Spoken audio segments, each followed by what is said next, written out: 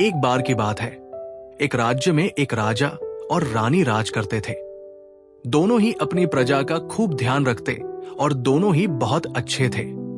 उनके जिंदगी में बस एक ही कमी थी कि उनकी कोई संतान नहीं थी। एक बार रानी ने मन इच्छा जताई कि उनकी एक बेटी हो जो सबसे सुंदर और प्यारी हो। कुछ सालों बाद रानी की ये इच्छा पूरी हुई और उन्होंने एक सुंदर सी बेटी को जन्म दिया जिसका नाम उन्होंने स्नो व्हाइट रखा। पूरे राज्य में खुशियां ही खुशियां थी, लेकिन ये खुशी ज्यादा दिनों तक नहीं रह सकी। कुछ दिनों बाद जब राजा और रानी जंगल में घूमने गए तो एक जादूगरनी ने मौका पाकर रानी को चिड़िया बना दिया और अपने पास पिंजरे में कैद कर लिया। रानी के अचानक गायब होने से राजा को लगा कि रानी की मौत हो गई। राजा बहुत दुखी हुए और उन्होंने स्नो व्हाइट की देखभाल और मां के प्यार के लिए दोबारा शादी की। लेकिन जिससे उन्होंने शादी की वो वही जादूगरनी थी जिसने रानी को चिड़िया बनाकर कैद कर लिया था। उस जादूगरनी ने रूप बदलकर राजा के साथ शादी की थी। उसकी चिड़िया को देख स्नो व्हाइट बहुत खुश हुई और उसने वो चिड़िया उससे मांग ली। इस बात से अनजान कि वो चिड़िया उसकी मां है, स्नो व्हाइट उसे बहुत प्यार से अपने पास रखती। उस जादूगरनी को स्नो व्हाइट के रूप से बहुत जलन थी। वो चाहती थी कि पूरी दुनिया में सबसे खूबसूरत वही हो। उस जादूगरनी के पास एक जादुई आईना था जिससे वो हर रोज पूछती कि सबसे सुंदर कौन। हर बार आईने का जवाब आता, रानी आप तो सुंदर हैं ही, लेकिन स्नो व्हाइट आपसे भी ज्यादा सुंदर है। ये सुनकर उसे बहुत गुस्सा आता। एक दिन उसने फैसला कर लिया कि वो स्नो व्हाइट को मार डालेगी। इसके लिए उसने एक मंत्री को बुलाया और उससे कहा, जाओ जाकर स्नो व्हाइट को मार डालो। मंत्री डर गया और स्नो व्हाइट को जंगल में ले गया, लेकिन उसे मार न सका। उसने स्नो व्हाइट को सारी बात बताई और उसे भाग जाने को कहा। स्नो व्हाइट दुखी हो गई और वहां से भाग गई। मंत्री ने वापस आकर झूठ बोल दिया कि उसने स्नो व्हाइट को मार दिया है। जादूगरनी रानी बहुत खुश हुई।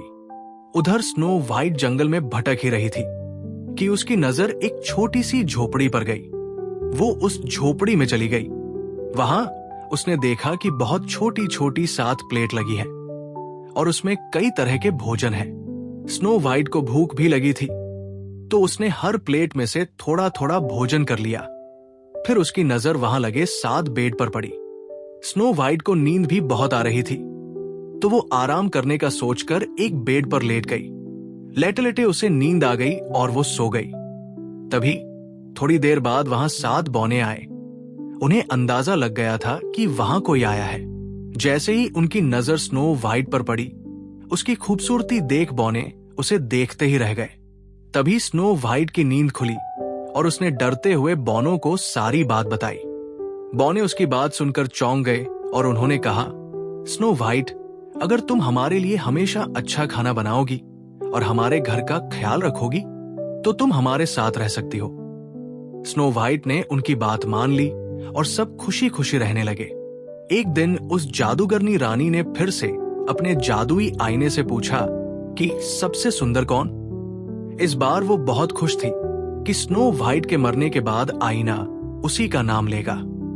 लेकिन अफसोस ऐसा कुछ नहीं हुआ। आईने ने फिर कहा, रानी आप हो सबसे सुंदर, लेकिन आपसे भी सुंदर है स्नो व्हाइट। रानी ये सुनकर हैरान रह गई और सारी बात समझ गई कि मंत्री ने उसे धोखा दिया है। फिर आईने ने उसे बताया कि स्नो व्हाइट बौनों की झोपड़ी में रहती है। ये सुनने के बाद जादूगरनी रानी ने तरकीब निकाली। उसने जादू से जहरीला सेब बनाया और उसे स्नो व्हाइट को खिलाकर उसे हमेशा के लिए सुलाने का सोचा। वो अपना रूप बदलकर स्नो व्हाइट के पास पहुंची।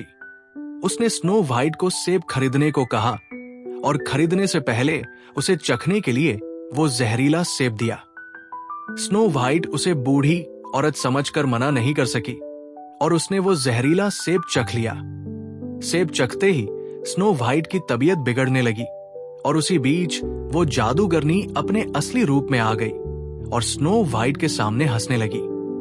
स्नो व्हाइट अपनी सौतेली मां को देख हैरान रह गई और गहरी नींद में चली गई। उसके कुछ देर बाद ही वहां बौने आए और स्नो वाइट को वहां पड़ा देख वो दुखी हो गए।